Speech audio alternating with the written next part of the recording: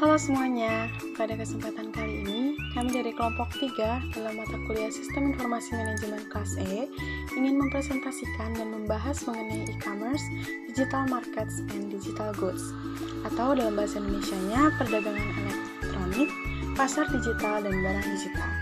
Sebelumnya, perkenankan kami dari kelompok 3 untuk memperkenalkan anggota kami.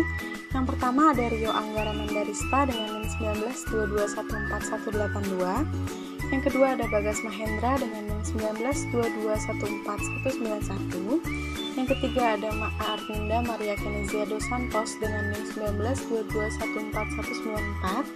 1922141194. Yang keempat ada Fataya Halawa dengan NIM 1922142207.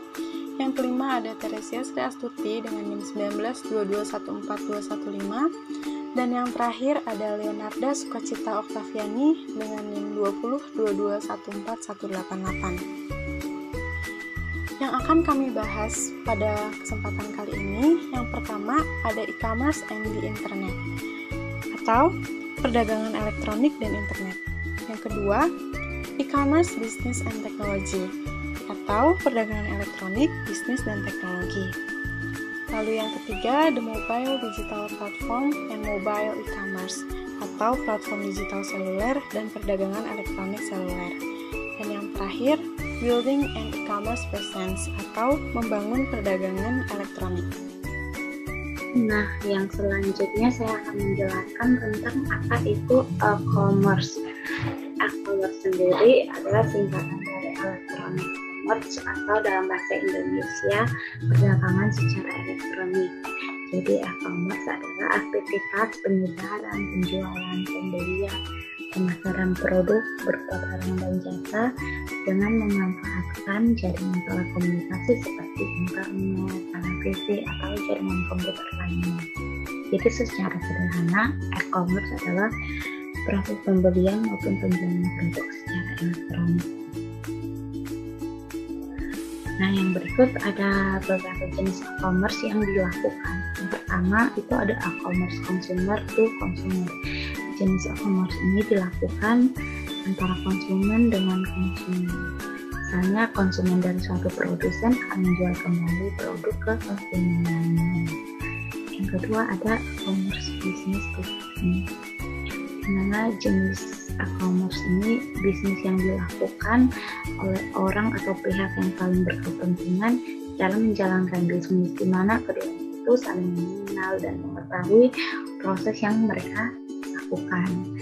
Biasanya jenis e-commerce business to business ini dilakukan secara berkelanjutan karena kedua belah pihak saling mendapatkan keuntungan dan adanya kepercayaan satu sama lain. Contoh dari business to business ini adalah ketika kedua perusahaan mengadakan transaksi jual beli secara online. Yang ketiga itu ada e-commerce consumer to business, di mana e-commerce ini bisnis antara konsumen dengan produsen. Bisnis tersebut dilakukan oleh konsumen kepada produsen yang menjual barang, produk, atau jasa.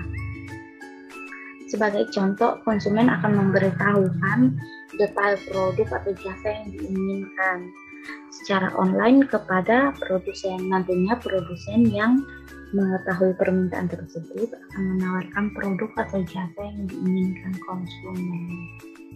Yang keempat ada e-commerce business to consumer, di mana jenis e-commerce ini dilakukan oleh pelaku bisnis dan konsumen. Transaksi e-commerce ini terjadi seperti jual beli biasa, di mana konsumen mendapatkan penawaran produk dan melakukan pembelian secara online. Sebagai contohnya, produsen menjual produk ke konsumen secara online. Di sini tuh pihak produsen akan menjalankan bisnis dengan memasarkan produknya ke konsumen tanpa adanya feedback dari konsumen untuk melakukan bisnis kembali. Artinya produsen hanya memasarkan produk atau jasa, sementara pihak konsumen hanya sebagai pembeli atau pemakai. Yang berikutnya itu ada beberapa metode yang digunakan dalam metode pembayaran yang digunakan dalam e-commerce. Yang pertama itu dengan pembayaran elektronik, di mana metode pembayaran ini menggunakan internet banking, kartu kredit atau debit, atau dengan uang digital yang sudah beredar seperti GoPay, OVO, Aja, Dana, dan lainnya.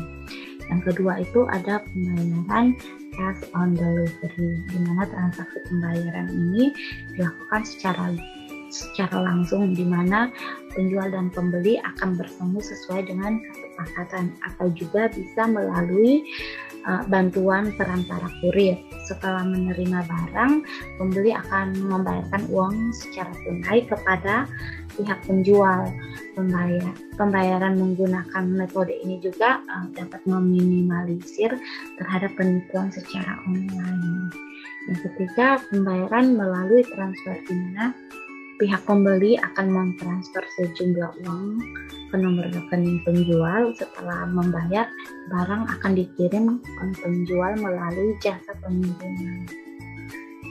Yang berikutnya ada manfaat e-commerce. Ada beberapa manfaat alasan mengapa e-commerce merupakan pilihan yang menarik untuk para pengusaha. Yang pertama, menghemat waktu. Yang kedua, pembeli lintas wilayah. Yang ketiga, mampu meningkatkan market exposure. Yang keempat, mampu meningkatkan customer loyalty. Yang kelima, mampu meningkatkan supplier management.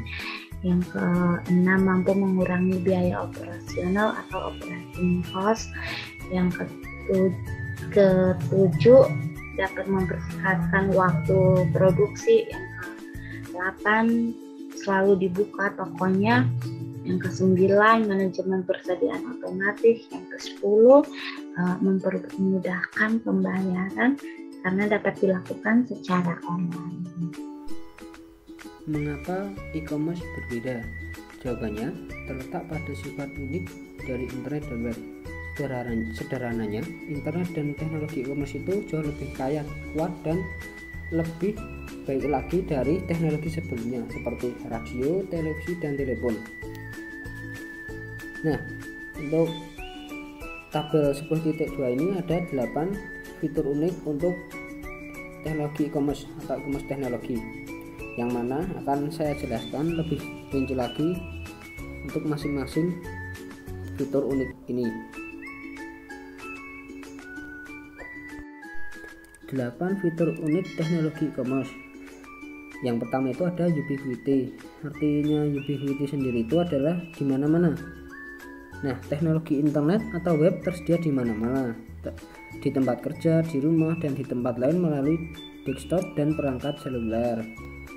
Kalau dalam perdagangan tradisional, pasar adalah tempat fisik. Contohnya itu seperti toko retail yang harus kita kunjungi untuk bertransaksi bisnis. Beda lagi dengan e-commerce ini. Kalau e-commerce ini kita bisa melakukannya di mana-mana. Bisa kita lakukan di rumah, di tempat kerja, atau di dalam kendaraan, hanya menggunakan smartphone. Kalau dari sudut pandang konsumen sendiri, ubiquity itu bisa mengurangi biaya transaksi, biaya untuk berpartisipasi dalam pasar.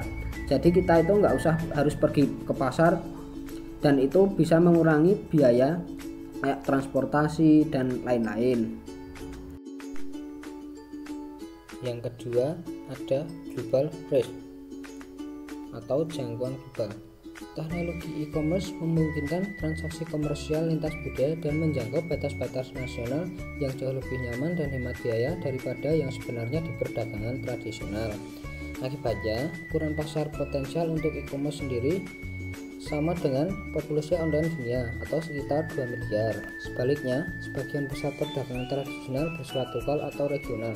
Hal ini melibatkan pedagang lokal atau pedagang nasional dengan outlet lokal.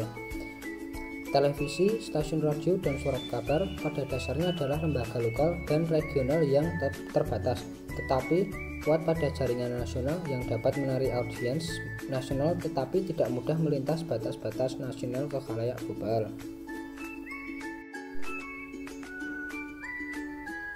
Yang ketiga ada universal standard atau standar universal.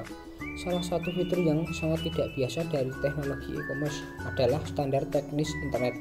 Dan oleh karena itu, standar teknis untuk melakukan e-commerce adalah standar universal. Mereka dibagikan oleh semua negara di seluruh dunia dan memungkinkan komputer manapun untuk terhubung dengan komputer yang lain terlepas dari teknologi platform yang digunakan masing-masing. Sebaliknya, kebanyakan teknologi perdagangan tradisional berbeda dari satu negara ke negara yang lain. Misalnya, standar televisi dan radio berbeda di seluruh dunia, seperti halnya teknologi telepon seluler. Selain itu, biaya masuk pasar lebih rendah, atau biaya yang harus dibayar pedagang hanya untuk membawa barang ke pasar atau bergabung ke pasar digital itu lebih rendah. Pada saat yang sama, bagi konsumen, standar universal mengurangi biaya pencairan atau usaha yang diperlukan untuk menemukan produk yang sesuai, atau waktu dan biaya yang dikorbankan untuk menentukan letak atau posisi barang atau jasa dan menentukan harga terbaiknya itu juga berkurang.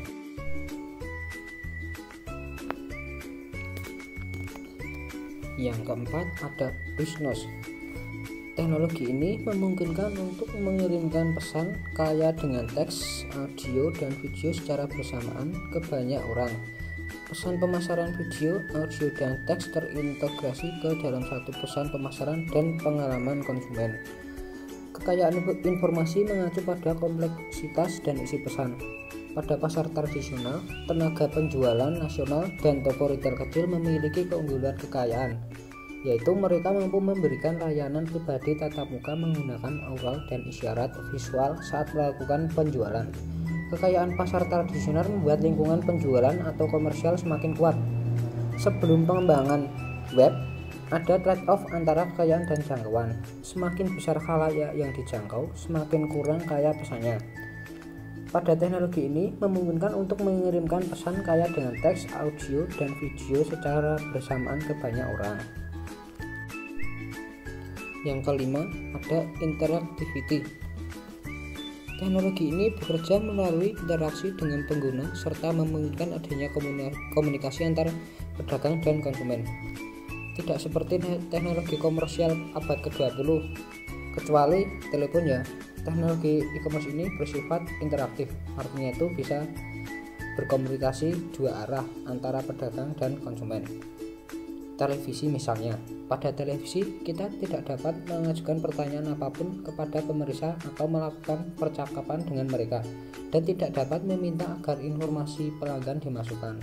Sebaliknya, semua aktivitas ini dimungkinkan di situs web atau e-commerce. Interaktivitas memungkinkan pedagang online untuk melibatkan konsumen dengan cara yang mirip dengan pengalaman tatap muka, tetapi dalam skala yang lebih besar dan masif. Yang keenam ada information density atau kepadatan informasi. Teknologi ini mengurangi biaya informasi dan meningkatkan kualitas, tetapi harga dan biaya lebih transparan. Kepadatan informasi di pasar e-commerce membuat transparansi harga dan biaya lebih mahal. Transparansi harga sendiri itu mengacu pada kemudahan konsumen yang dapat mengetahui variasi harga di suatu pasar. Untuk transparansi biaya sendiri mengacu pada kemampuan konsumen untuk menemukan biaya sebenarnya yang dibayar pedagang untuk produk. Tetapi ada keuntungan bagi pedagang juga. Pedagang online dapat menemukan lebih banyak tentang konsumen di masa lalu. Hal ini memungkinkan pedagang untuk mensegmentasi pasar menjadi kelompok-kelompok yang bersedia membayar harga yang berbeda dan mengizinkan pedagang untuk terlibat dalam diskriminasi harga atau menjual barang yang sama atau barang yang hampir sama kepada kelompok sasaran yang berbeda dengan harga yang berbeda. Misalnya, pedagang online dapat menemukan minat konsumen yang besar terhadap liburan yang mahal dan eksotik, kemudian mengajukan rencana liburan kelas atas untuk konsumen dengan harga premium. Mengetahui orang ini bersedia membayar ekstra untuk liburan seperti itu, pada yang sama pedagang online dapat melakukan hal yang sama, yaitu memberikan informasi rencana liburan dengan harga yang lebih rendah ke konsumen yang lebih peka terhadap harga. Nah, informasi kepadatan juga membantu pedagang membedakan produk mereka dalam hal biaya, merek, dan kualitas.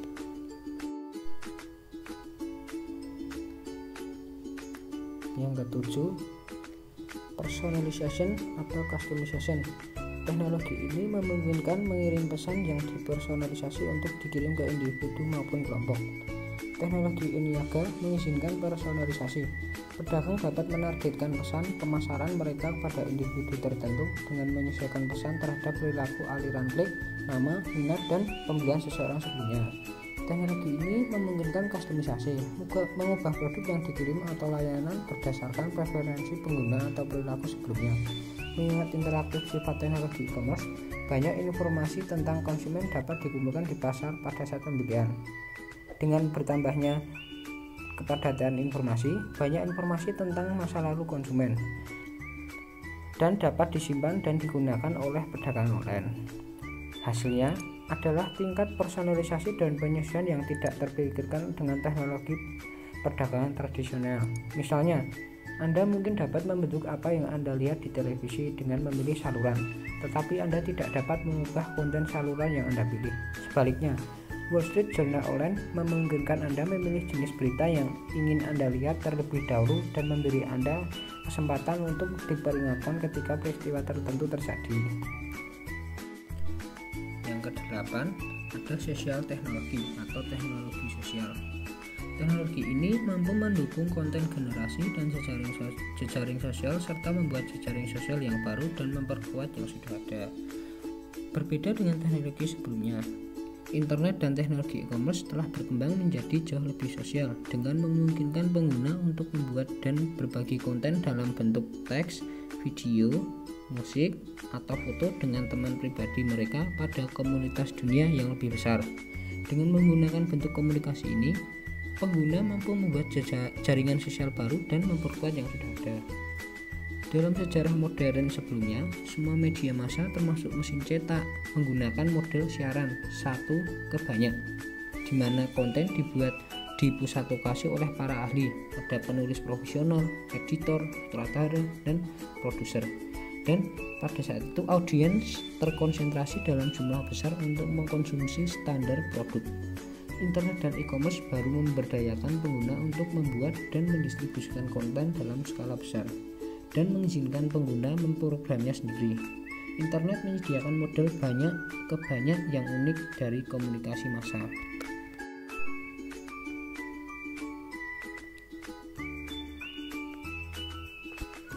Konsep utama dalam e-commerce: pasar digital dan barang digital di pasar global. Ada beberapa konsep utama dalam e-commerce. Ada reduce information asymmetry atau mengurangi asimetri informasi.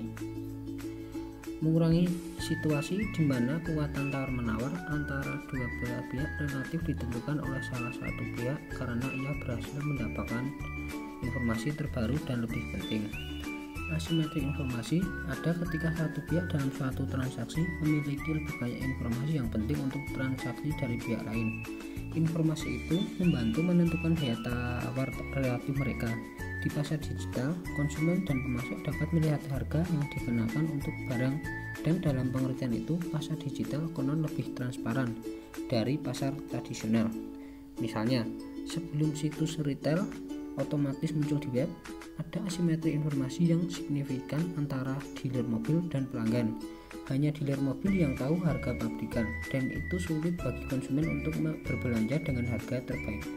Margin keuntungan dealer mobil bergantung pada asimetri informasi ini. Konsumen saat ini memiliki akses banyak ke situs web yang menyediakan informasi harga yang kompetitif. Dan 3/4 pembeli mobil di Amerika sepakat menggunakan internet untuk mencari yang terbaik. Dengan demikian, web telah mengurangi asimetri informasi seputar pembelian otomatis.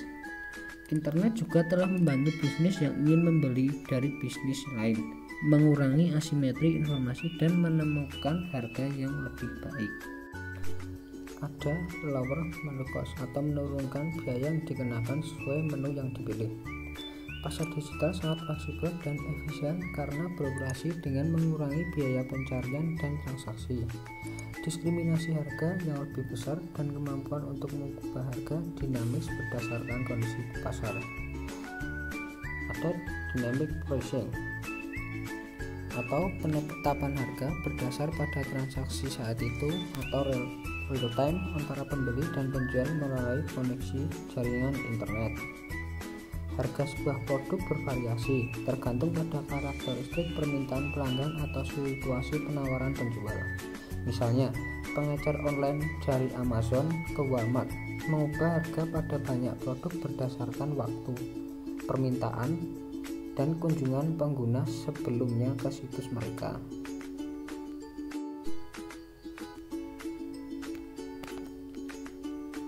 Yang terakhir ada disintermediation atau penghilangan satu aktivitas proses konvensional dalam bisnis di dalam rantai atau value chain. Dengan adanya internet, maka penjualan langsung dapat dilakukan dan tidak perlu menggunakan jasa perantara. Pasar digital memberikan banyak peluang untuk menjual langsung ke konsumen tanpa melewati perantara, seperti distributor atau gerai retail. Menghilangkan perantara di saluran distribusi dapat secara signifikan menurunkan biaya transaksi pembelian. Untuk membayar semua langkah dalam saluran distribusi tradisional, sebuah produk mungkin harus dihargai setinggi 135% dari biaya produksi aslinya. Gambar di bawah ini pada gambar 10.2 ini mengilustrasikan berapa banyak penghematan yang dihasilkan dari eliminasi masing-masing lapisan dalam proses distribusi. Dengan menjual langsung ke konsumen atau mengurangi jumlah perantara, perusahaan dapat meningkatkan keuntungan sambil membebankan harga yang lebih rendah. Pada tabel 10.3, kita mengetahui perbandingan antara digital market dan traditional market atau pasar digital dan pasar tradisional. Kita bisa lihat untuk beberapa hal, digital market itu lebih kecil atau lebih murah daripada traditional market. Tapi ada juga yang digital market itu secara biaya lebih tinggi, itu seperti switching cost atau biaya balik peralihan. Untuk digital market itu bisa lebih tinggi dan juga itu bisa lebih rendah daripada traditional market. Hal ini tergantung dari karakteristik produk. Terus untuk jaringan efeknya, efek jaringan, digital market itu lebih kuat dibandingkan traditional market. Untuk selebihnya, digital market itu untuk segi biaya itu lebih murah dan lebih efisien lagi dibandingkan dari pasar tradisional atau traditional market.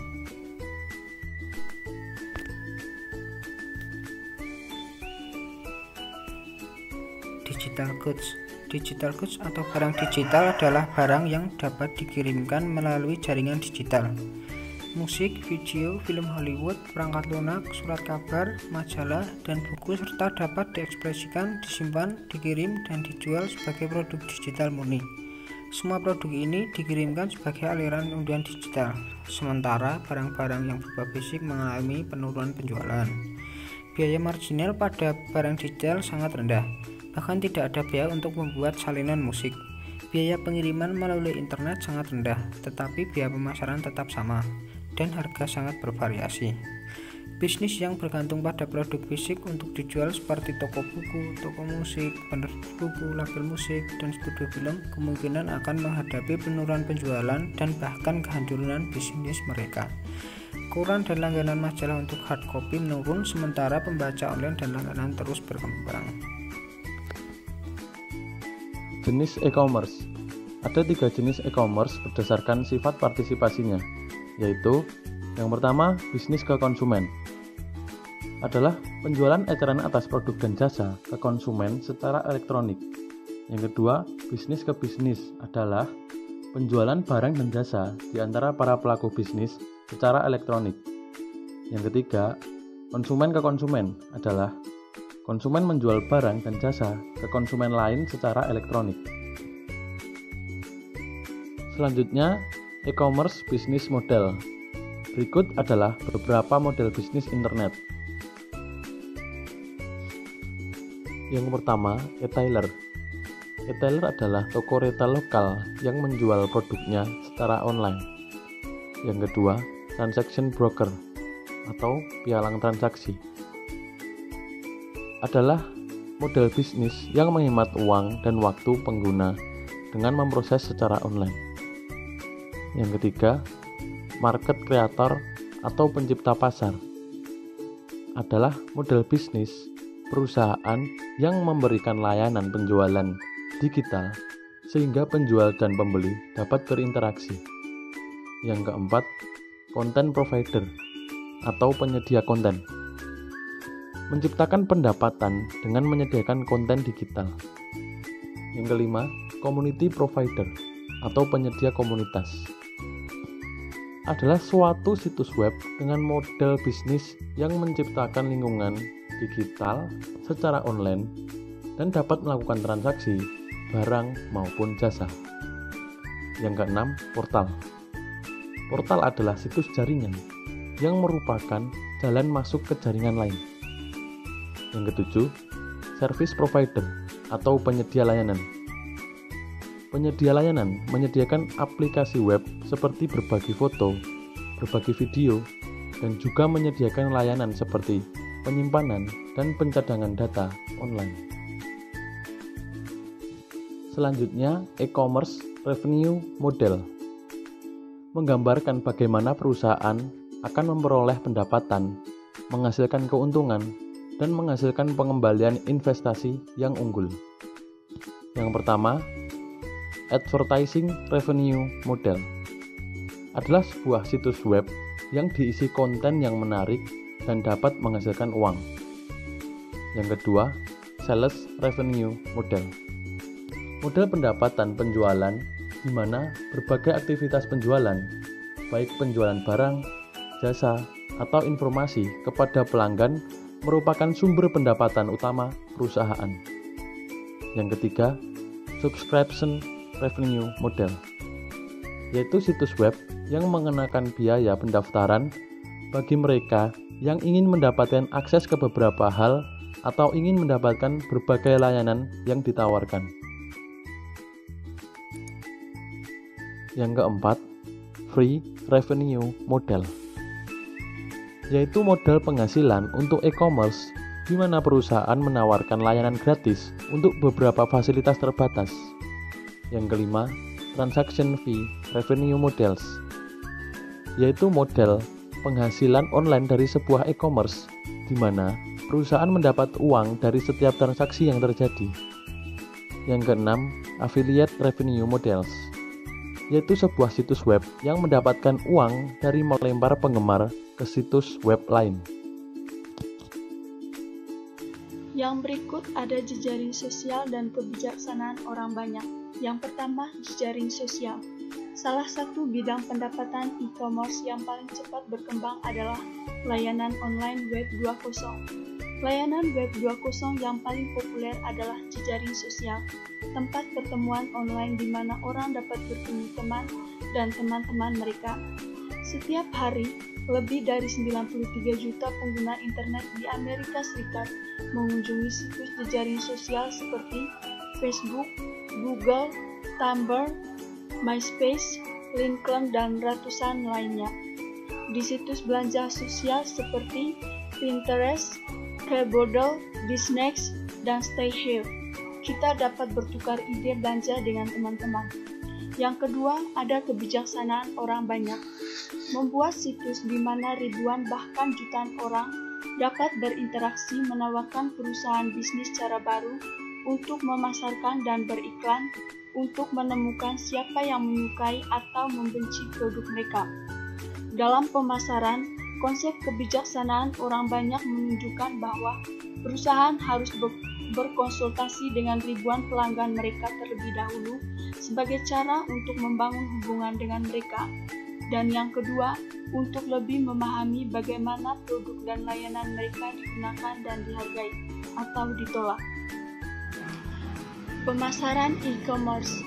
Pemasaran e-commerce atau pemasaran elektronik adalah penyebaran, pembelian, penjualan, serta pemasaran barang dan jasa melalui sistem elektronik seperti internet, televisi, dan jaringan komputer lainnya. Internet menyediakan pemasar dengan cara-cara baru untuk mengidentifikasi dan berkomunikasi dengan jutaan pelanggan potensial dengan biaya yang jauh lebih rendah daripada media tradisional, termasuk pemasaran mesin pencari, penambangan data, sistem merekomendasikan, dan email yang ditargetkan. Internet memungkinkan pemasar ekor panjang. Banyak perusahaan pemasaran e-commerce menggunakan teknik penargetan perilaku untuk meningkatkan efektivitas iklan, banner, media yang kaya, dan video.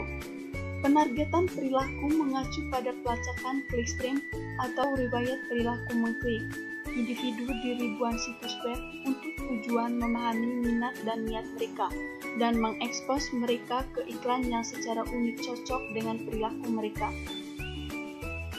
Tabel 10.6 menjelaskan format pemasaran dan periklanan online yang digunakan dalam e-commerce.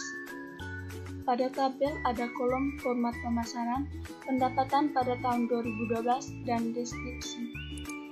Pada kolom format pemasaran yang pertama, mesin telusur, pendapatan pada tahun 2012, $17,6, deskripsi, iklan teks ditargetkan pada apa yang dicari pelanggan pada saat berbelanja dan membeli, berorientasi penjualan. Format pemasaran yang kedua ada melampirkan iklan. Pendapatan pada tahun 2012 sebesar $8,7, deskripsi, iklan banner dengan fitur interaktif semakin ditargetkan secara perilaku untuk aktivitas web individu, pengembangan merek dan penjualan, termasuk iklan tampilan blog. Yang ketiga, format pemasaran video. Pendapatan pada tahun 2012 sebesar $2,9, deskripsi, format yang paling cepat berkembang, menarik dan menghibur, ditargetkan secara perilaku interaktif, branding dan penjualan. Yang keempat, format pemasaran diklasifikasikan. Pendapatan pada tahun 2012 sebesar $2,6, deskripsi, iklan pekerjaan, real estate, dan layanan interaktif, media yang kaya, dan personalisasi untuk pencarian pengguna, penjualan, dan branding. Format pemasaran yang ke-5 ada media kaya. Pendapatan pada tahun 2012 sebesar $1,8, deskripsi, animasi, game dan teka-teki, interaktif, bertarget dan menghibur, orientasi branding. Format pemasaran yang ke-6 ada generasi memimpin. Pendapatan pada tahun 2012 sebesar $1,7, deskripsi, perusahaan pemasaran yang mengumpulkan prospek penjualan dan pemasaran online dan kemudian menjualnya kepada pemasar online untuk berbagai jenis kampanye, penjualan atau orientasi branding. Yang format pemasaran yang ke-7 ada sponsor. Pendapatan pada tahun 2012 sebesar $1,61, deskripsi, game, online, teka-teki, kontes, dan situs kupon yang disponsori oleh perusahaan untuk mempromosikan produk, orientasi penjualan. Yang terakhir ada format pemasaran yaitu email. Pendapatan pada tahun 2012 sebesar $22, deskripsi, alat pemasaran yang efektif dan bertarget dengan potensi media interaktif dan kaya, berorientasi penjualan. Gambar 10.3 pelacakan pengunjung situs web. Berdasarkan gambar 10.3 dapat disimpulkan situs web e-commerce dan platform periklanan seperti Google DoubleClick memiliki alat untuk melacak setiap langkah pembelanja melalui toko online dan kemudian melintasi web saat pembeli berpindah dari satu situs ke situs. Pemeriksaan ketat perilaku pelanggan di situs web yang menjual pakaian wanita menunjukkan apa yang mungkin dipelajari toko di setiap langkah dan tindakan apa yang diperlukan untuk meningkatkan penjualan. Gambar 10.4 personalisasi situs web. Berdasarkan gambar 10.4 dapat disimpulkan bahwa perusahaan dapat membuat halaman web pribadi unik yang menampilkan konten atau iklan untuk produk atau layanan yang menarik bagi pengguna individu, meningkatkan pengalaman pelanggan dan menciptakan nilai tambah. Gambar 10.5 menjelaskan bagaimana jaringan periklanan seperti DoubleClick bekerja. Berdasarkan gambar 10.5, dapat disimpulkan bahwa jaringan periklanan dan penggunaan program pelacakan mereka telah menjadi kontroversial di kalangan pendukung aplikasi karena kemampuan mereka untuk melacak konsumen individu di internet. Yang berikutnya ada e-commerce sosial dan pemasaran jaringan sosial. E-commerce sosial. E-commerce sosial adalah pemanfaatan media sosial untuk promosi, menjual, dan membeli langsung di aplikasi media sosial. E-commerce sosial adalah perdagangan berdasarkan gagasan grafik sosial digital. Yang kedua, pemasaran jaringan sosial. Pemasaran jaringan sosial adalah bentuk pemasaran digital yang menggunakan platform sosial dan situs web jaringan untuk mempromosikan produk atau layanan organisasi melalui cara berbayar dan tidak berbayar. Tabel 10.7 menjelaskan fitur perdagangan sosial. Pada kolom pertama menjelaskan fitur perdagangan sosial dan kolom kedua menjelaskan deskripsi. Yang pertama, tanda-tanda sosial.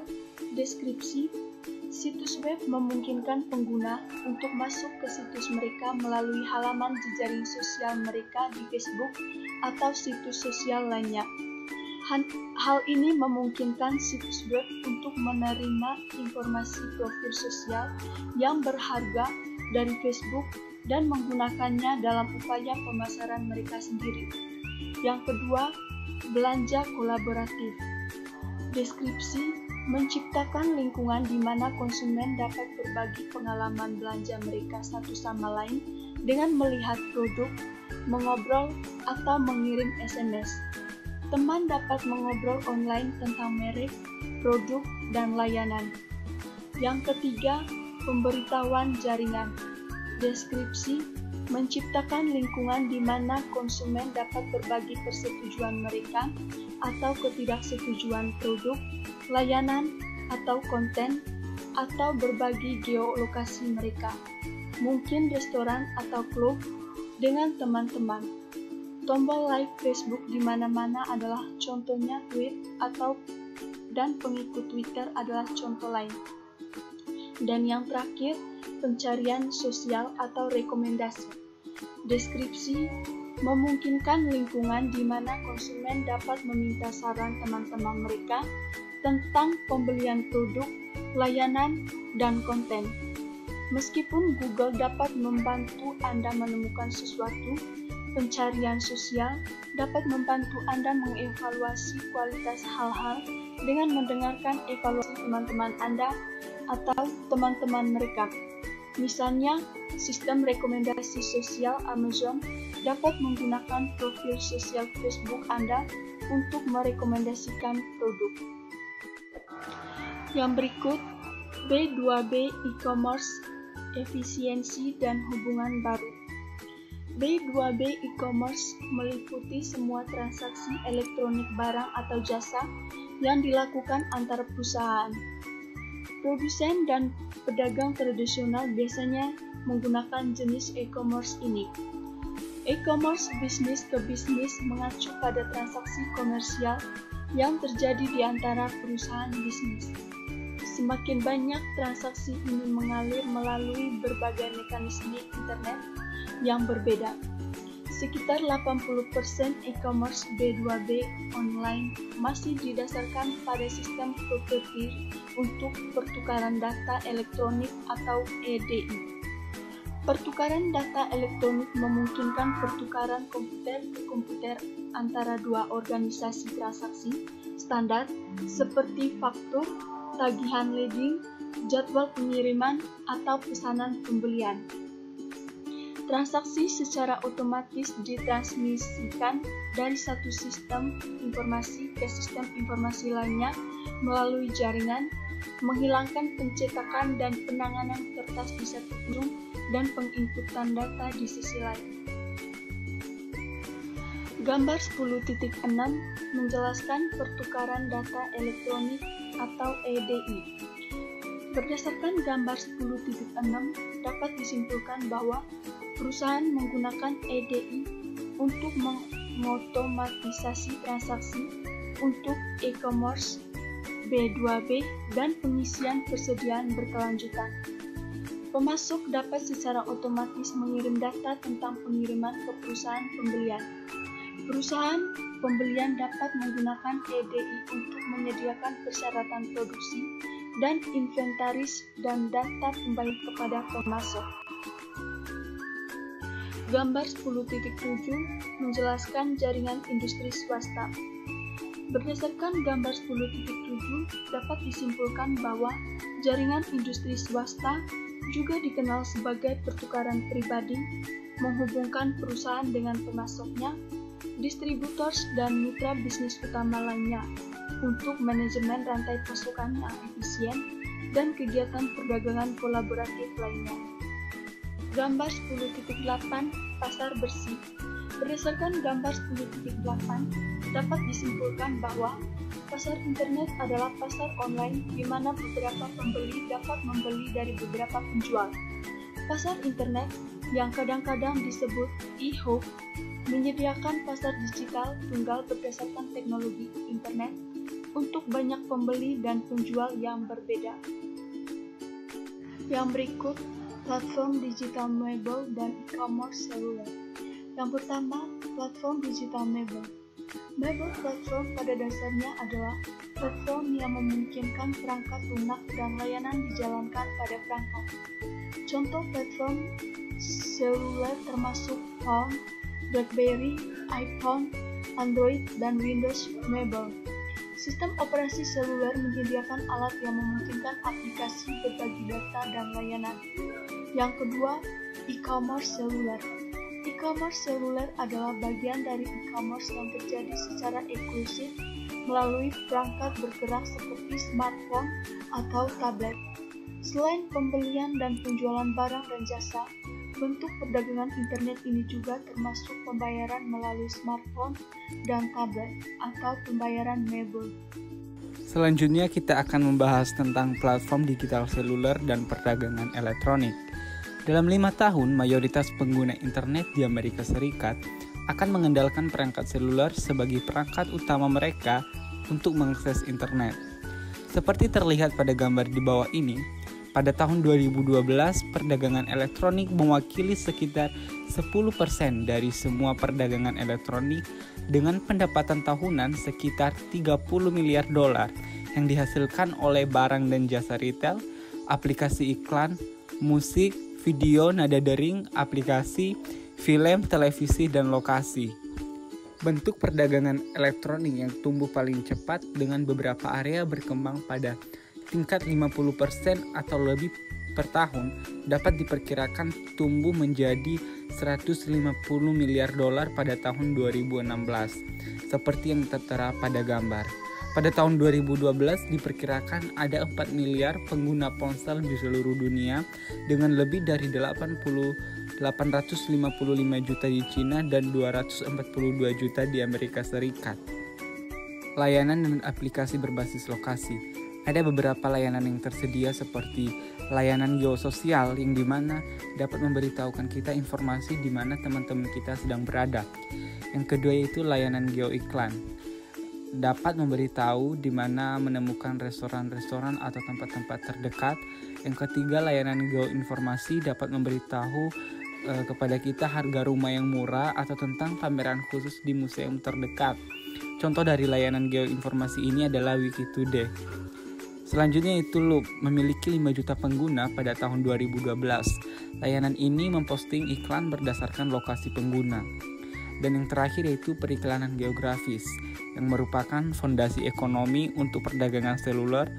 Iklan seluler pada tahun 2012 akan mencapai 2,6 miliar dolar. Layanan perdagangan seluler lainnya, seperti bank dan perusahaan kartu kredit yang meluncurkan layanan yang memungkinkan pelanggan mengelola akun mereka dari perangkat selulernya. Pelanggan JP Morgan Chase dapat menggunakan ponsel mereka untuk memeriksa saldo rekening mentransfer dana dan membayar tagihan. Diperkirakan 134 juta orang melakukan bank online setidaknya sebulan sekali. Meskipun pasar periklanan seluler saat ini kecil, yaitu sebesar 2,6 miliar dolar, pasar ini berkembang pesat, naik 44% dari tahun lalu dan diperkirakan akan tumbuh lebih dari 12 miliar dolar pada tahun 2016 karena semakin banyak pengguna seperti perusahaan mencari cara untuk mengeksploitasi yang baru. Yang kedua yaitu penyedia iklan tampilan seluler terbesar, yaitu platform AdApple dan platform AdMob Google. Keduanya dengan pangsa pasar 20%, diikuti oleh milenial media. Facebook berada di urutan keempat tetapi bergerak cepat untuk mengejar ketertinggalan. Alcatel Lucent menawarkan layanan baru untuk dikelola oleh Plexcast yang akan mengidentifikasi pengguna ponsel dalam jarak tertentu dari outlet terdekat pengiklan dan memberitahu mereka tentang alamat outlet dan nomor telepon, mungkin termasuk tautan ke kupon atau promosi lainnya. Yahoo menampilkan iklan di beranda selulernya untuk perusahaan seperti Pepsi, Procter & Gamble, Hilton, Nissan, dan Intel. Google menampilkan iklan yang ditautkan ke pencarian ponsel oleh pengguna versi seluler mesin pencarinya. Sementara Microsoft menawarkan iklan spanduk dan teks di portal in mobile-nya di Amerika Serikat.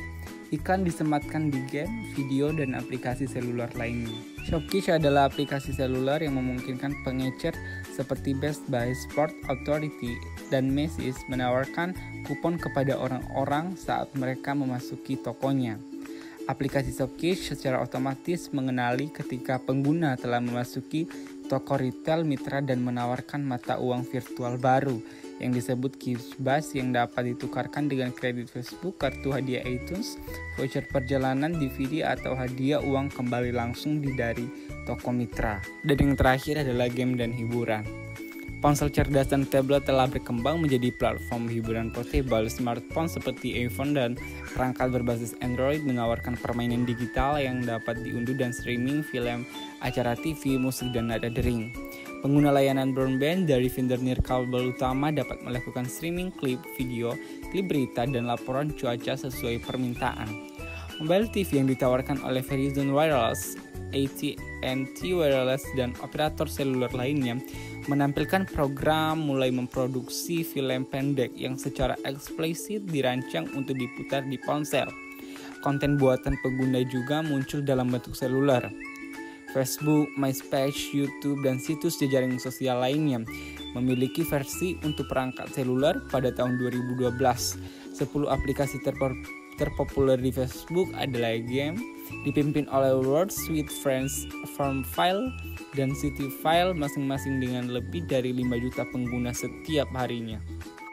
Selanjutnya, saya akan menjelaskan mengenai building an e-commerce presence atau membangun perdagangan elektronik. Nah, dalam membangun perdagangan elektronik ini ada 2 tantangan manajemen dalam membangun e-commerce yang sukses. Yang pertama, mengembangkan pemahaman yang jelas tentang tujuan bisnisnya. Yang kedua, mengetahui bagaimana memilih teknologi yang tepat untuk mencapai tujuan tersebut. Jadi, jika ingin membangun situs e-commerce yang sukses, perusahaan perlu mengembangkan dan menetapkan tujuan bisnis yang jelas. Kemudian, memilih teknologi yang tepat untuk mencapai tujuannya. Selain itu, dalam membangun e-commerce yang sukses membutuhkan pemahaman yang tajam mengenai bisnis, teknologi, dan isu-isu sosial, serta pendekatan yang dinamis. Kemudian ada bagian puzzle membangun situs. Di sini kita asumsikan kita adalah seorang manajer untuk perusahaan suku cadang industri yang berukuran sedang dari sekitar 10.000 karyawan di seluruh dunia yang beroperasi di 8 negara di Eropa, Asia, dan Amerika Utara. Ceritanya manajemen senior telah memberi kita anggaran sebesar $1 juta untuk membangun situs e-commerce dalam waktu 1 tahun. Tujuan dari situs ini akan menjual dan melayani sekitar 20.000 pelanggan perusahaan yang sebagian kecil adalah toko mesin dan fabrikasi logam di seluruh dunia. Nah, bagaimana kita memulainya? Yang pertama, harus mengetahui area utama yang perlu kita buat keputusannya. Kemudian, yang kedua, menyatukan tim yang memiliki keahlian yang dibutuhkan untuk membangun dan mengelola situs e-commerce yang sukses. Nah, di tim ini akan membuat keputusan kunci tentang teknologi, desain situs, dan kebijakan sosial, serta informasi yang akan ditetapkan di situs web nanti. Kemudian langkah yang ketiga, kita perlu membuat keputusan tentang perangkat keras, perangkat lunak, dan infrastruktur telekomunikasi. Di sini kita juga ada tuntutan dari pelanggan kita yang mendorong pilihan strategi kita nantinya.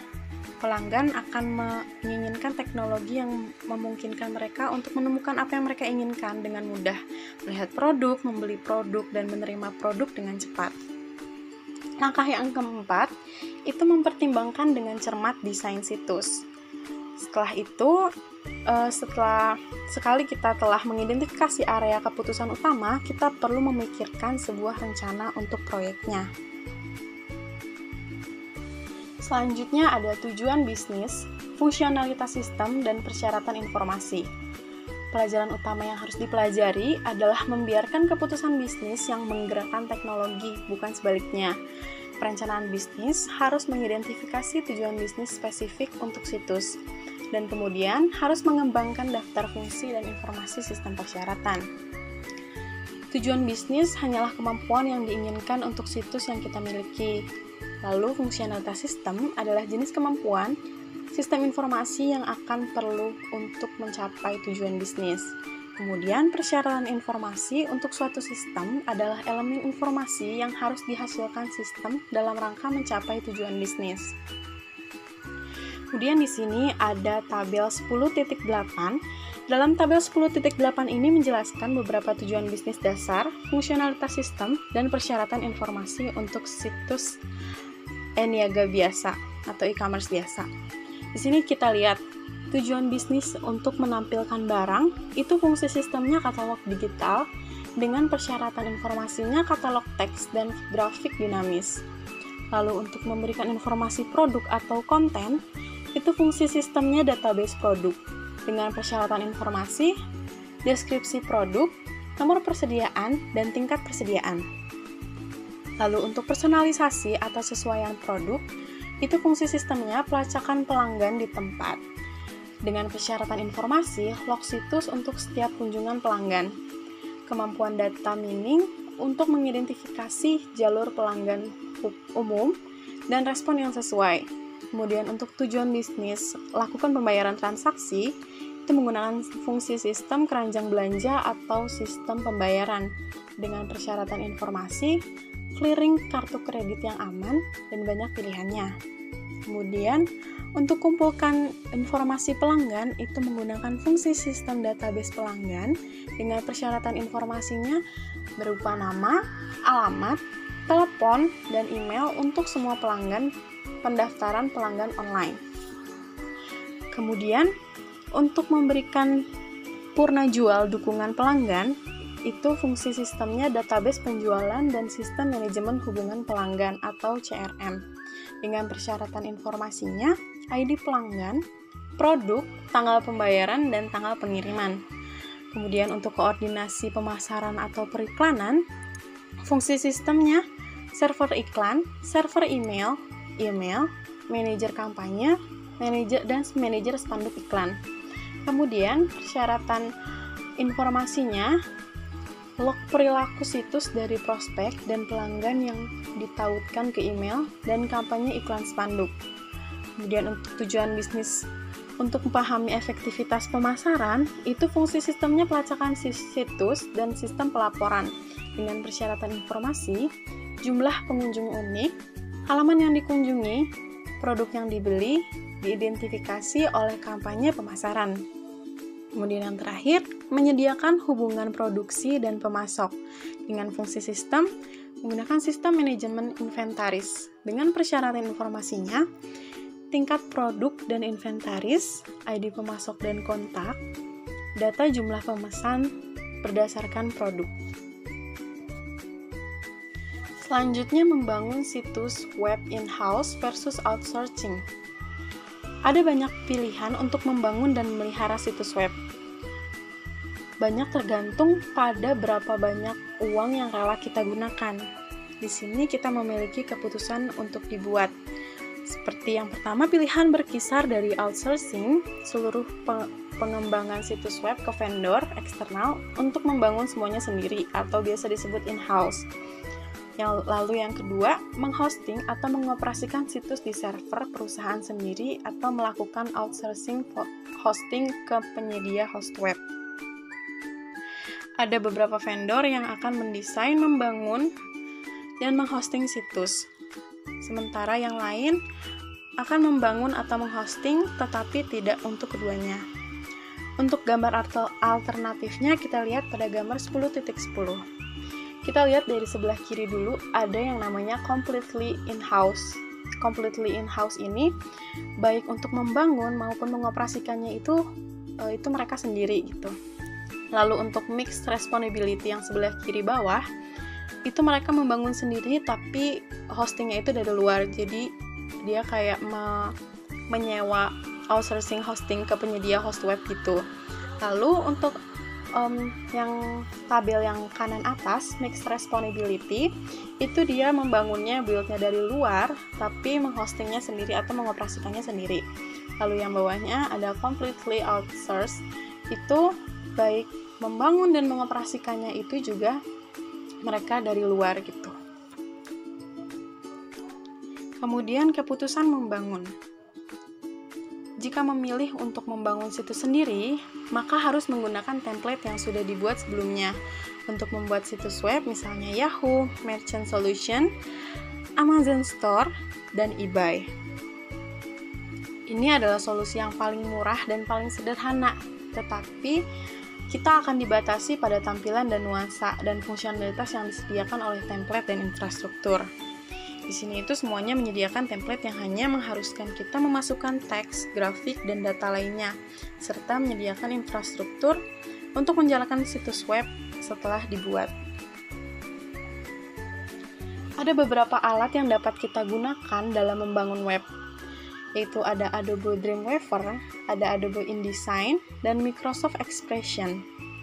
Lalu juga hingga alat pembuat situs yang dikemas sebelumnya yang dapat membuat situs canggih yang disesuaikan dengan kebutuhan. Kemudian ada hal yang harus dipertimbangkan ketika kita memutuskan untuk membuat situs web sendiri. Yang pertama, kompleksitas figur seperti keranjang belanja, pemrosesan dan autentikasi kartu kredit, kemudian manajemen inventaris dan pemrosesan pemesanan. Lalu juga ada biaya pengembangan yang menjadi tinggi. Lalu ada juga staf yang mungkin menghadapi kurva pembelajaran yang panjang dan sulit hingga menunda masuknya bisnis ke pasar. Ada juga lalu beberapa risiko buruk lainnya yang dapat menggagalkan perkembangan usaha. Dalam kita membangun situs sendiri, itu ada kemungkinan gagal, tapi terdapat sisi positif ketika mengembangkan web sendiri, yaitu dapat membangun situs yang sesuai dengan keinginan dan dapat mengembangkan pengetahuan internal untuk merevisi situs dengan cepat jika diharuskan oleh lingkungan bisnis yang berubah. Kemudian ada keputusan hosting. Sebagian besar bisnis memilih untuk melakukan outsourcing, hosting, dan membayar perusahaan untuk menghost situs web mereka, yang berarti bahwa perusahaan hosting bertanggung jawab untuk memastikan situs tersebut hidup atau dapat diakses selama 24 jam per hari. Kemudian dengan menyetujui biaya bulanan, bisnis atau perusahaan tidak perlu khawatir dengan aspek teknis, pengaturan dan pemeliharaan server web, telekomunikasi link, atau staf khusus. Kemudian dengan perjanjian lokasi bersama, perusahaan membeli atau menyewa server web dan memiliki kendali penuh atas operasinya, tetapi menempatkan server di fasilitas fisik vendor. Vendor memelihara fasilitas jalur komunikasi dan mesin. Di era komputasi awan, jauh lebih murah untuk menghosting situs web di komputasi virtual. Dalam hal ini, kita tidak membeli server, tapi menyewa kemampuan cloud pusat komputasi seperti Rackspace. Ini adalah situs hosting populer. Di Indonesia juga ada situs hosting populer, yaitu namanya Niaga Hoster. Ada kisaran harga yang luar biasa untuk hosting awam, mulai dari $4,95 per bulan hingga beberapa ratus ribu dolar per bulan, tergantung pada ukuran situs web, bandwidth, penyimpanan, dan persyaratan dukungan. Penyedia yang sangat besar seperti IBM, HP, dan Oracle mencapai skala ekonomi yang besar dengan peternakan server besar yang berlokasi strategis di seluruh negeri dan dunia. Artinya, biaya hosting murni telah turun secepat penurunan harga server, turun sekitar 50% tiap tahun. Kemudian ada anggaran situs web. Situs web sederhana dapat dibangun dan dihosting dengan biaya tahun pertama sebesar $5.000 atau kurang. Situs web perusahaan besar dengan tingkat interaktivitas dan hubungan yang tinggi ke sistem perusahaan menghabiskan biaya beberapa juta dolar per tahun untuk membuat dan mengoperasikannya. Contohnya, Bluefly yang menjual pakaian desainer wanita dan pria yang didiskon online menginvestasikan lebih dari 5,3 juta dolar sehubungan dengan pembangunan kembali situs webnya. Pada tahun 2011, Bluefly memiliki penjualan online sebesar 88 juta dolar dan terus berkembang, pendapatan 10% per tahun. Anggaran teknologi Niaga ini lebih dari 8 juta setahun, kira-kira 10% dari total pendapatannya.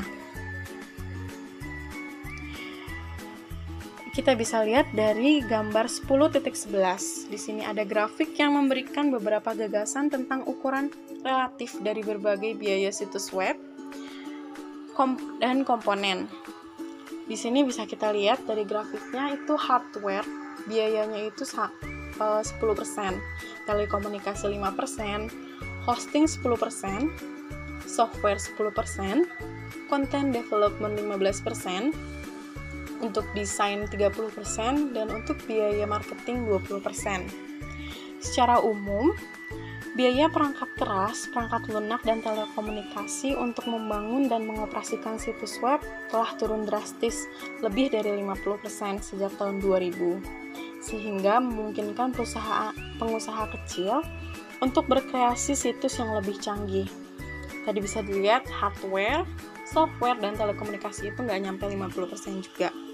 Nah, pada saat yang sama, biaya pemeliharaan sistem dan pembuatan konten telah meningkat menjadi lebih dari situs web biasa anggaran untuk menyediakan konten dan operasi 24/7 yang benar sama-sama padat karya. Sekian materi yang kami bahas pada kesempatan kali ini. Terima kasih atas perhatiannya, semoga bermanfaat. Tetap jaga kesehatan dan taati prokes. Tuhan memberkati.